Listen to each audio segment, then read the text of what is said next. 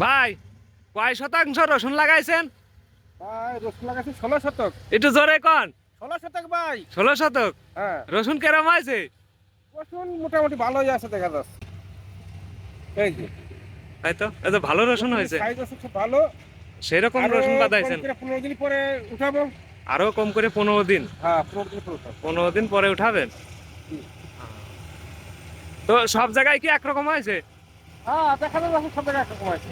এই যে জমির রসুন যে পড়িয়ে গেছে, শক্তি বেশি আছে তো এজন্য পড়ে গেছে। ওর রসুনের ক্ষেতে শক্তি বেশি হয়ে গেছে যার কারণে হ্যাঁ, পড়িয়ে হ্যাঁ, গেছে। আর একটু তো কম দেওয়া উচিত না।